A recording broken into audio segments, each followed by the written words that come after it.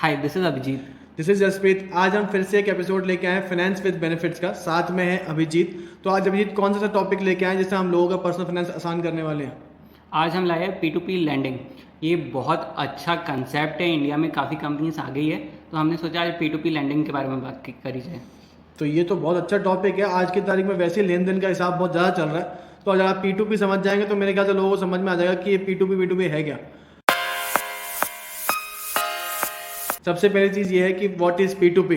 तो अभिजीत क्या होता है P2P, बताइए। बिल्कुल, तो P2P लैंडिंग क्या होता है? पर्सन टू पर्सन लैंडिंग तो हो गया फुल फॉर्म, बट होता इधर ये है कि एक प्लेटफॉर्म होता है, एक ऐप होती है जिसके through common people like me can lend money to other common people. तो ये पूरा कंसेप्ट है P2P लैंडिंग का, कि इधर नॉर्मली आप क्या होता है कि अगर आप बैंक जाएंगे तो बैंक में आप अपना सेविंग्स बैंक अकाउंट खोलेंगे, उसमें पैसा रखेंगे, उसमें आपको बहुत कम इंटरेस्ट मिलेगा। Generally HDFC ICICI give you 3.5%, 4%, उससे भी कम अक्सर। उसकी जगह नया कंसेप्ट है P2P लैंडिंग का। P2P लैंडिंग में क्या होता है कि आप डायरेक्टली बात कर रहे हो लैंडर से, ठीक है।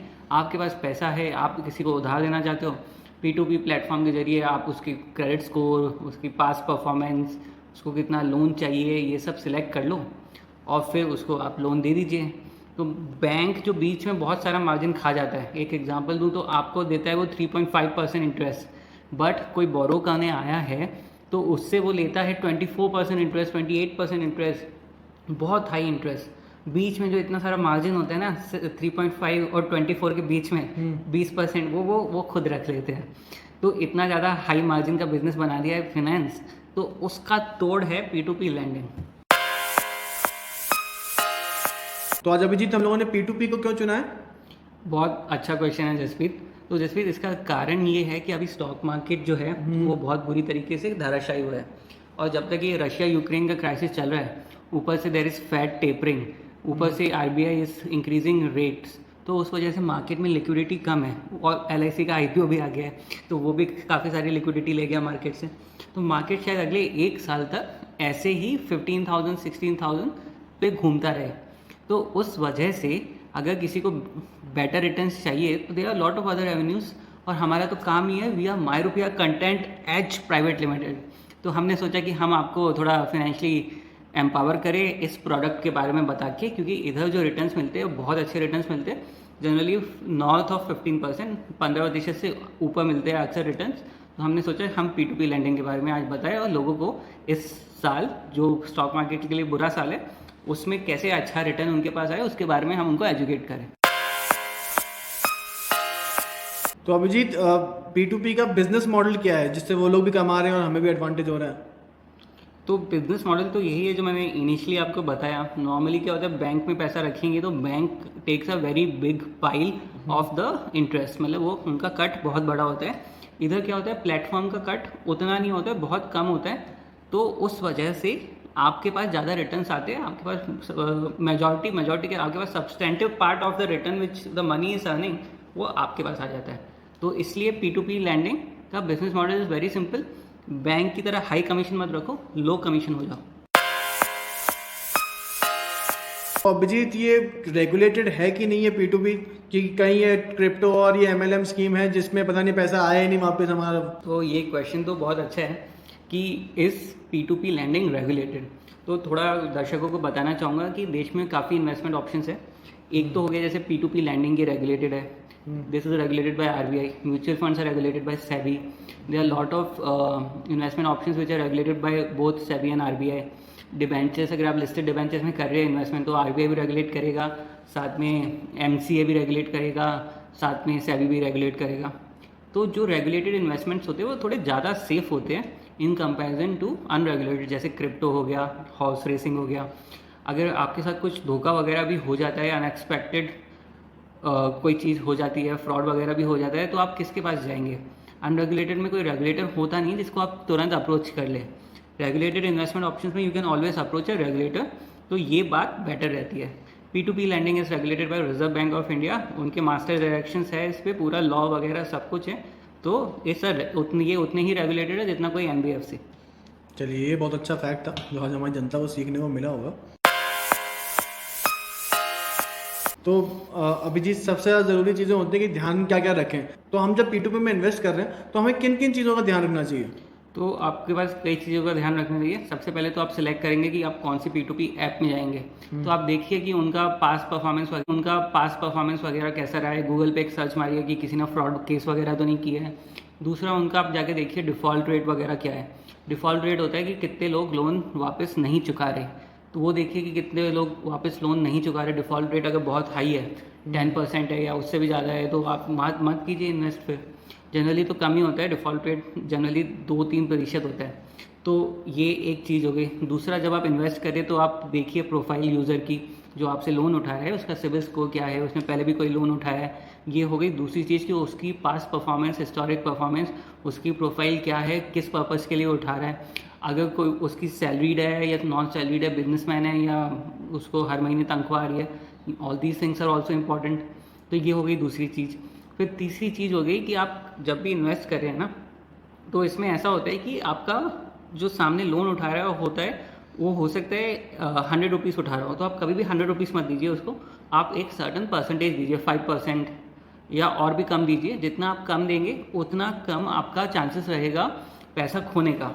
अगर आपके पास 10,000 रुपये इन्वेस्ट करने को, तो बेस्ट तो ये होगा कि आप 10 लोगों को 1,000 रुपये दे दीजिए, ना कि एक ही आदमी को 10,000। क्योंकि अगर वो एक आदमी ने आपको दगा दे दी, कुछ ऊपर नीचे हो गया, तो you will lose your money.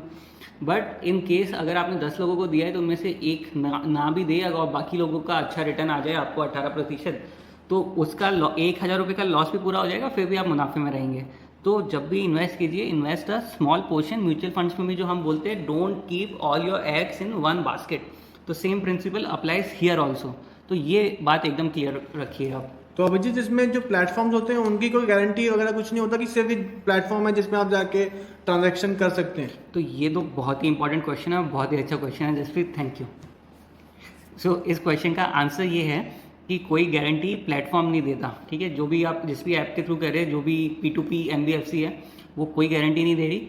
Guarantee सिर्फ आपके पास होती है जिस आदमी को आप लोन दे रहे हो, वो उसके साथ आपका एक कॉन्ट्रैक्ट होता है, इलेक्ट्रॉनिकली ही होता है, कोई कागज़ वगैरह साइन नहीं करने होते आपको।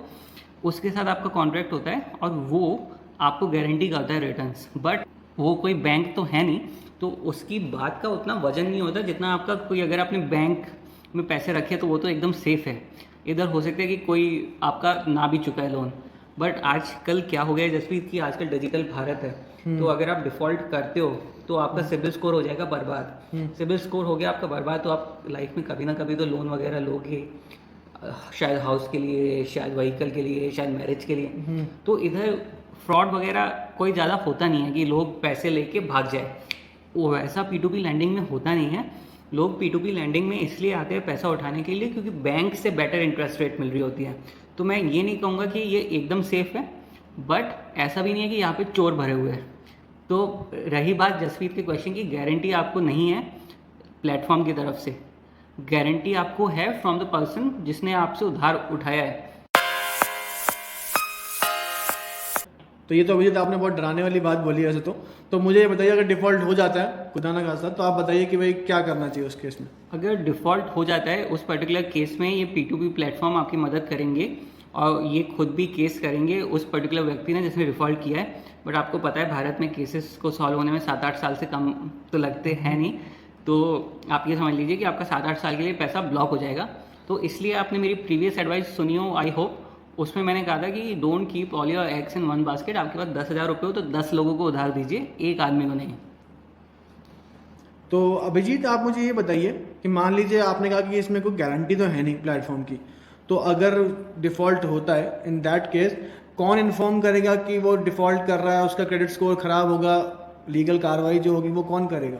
बहुत अच्छा सवाल है, बहुत अच्छा सवाल है कि अगर लोन डिफ़ॉल्ट हुआ तो कौन सिबिल स्कोर के बारे में, कौन जनरली, तो जैसे आपने बैंक का लोन नहीं चुकाया तो बैंक इन्फॉर्म करता है, तो इधर कैसे होगा? इधर पूरा ऑटोमेटेड है। जो NBFC P2P है उसकी जिम्मेदारी है ये बताना कि लोन डिफ़ॉल्ट हो चुका है, क्रेडिट स्कोर जो बिगड़ेगा उसको बिगाड़ने की जिम्मेदारी ले रही है P2P NBFC। तो वो इन्फॉर्म करेंगे सबको जिनको भी इन्फॉर्म करना है सिबिल स्कोर बिगाड़ने के लिए, उन चोर लोगों का जिन्होंने बोरो किया है और वापस नहीं चुका। तो ये तो पता चल गया अभिजीत कि भाई कितना सेफ है, कितना नहीं, और कितने रिटर्न्स मिल रहे हैं इसमें। तो अब बताओ मुझे कि कौन कौन से ऐसे प्लेटफॉर्म्स हैं जो P2P लैंडिंग कर रहे हैं?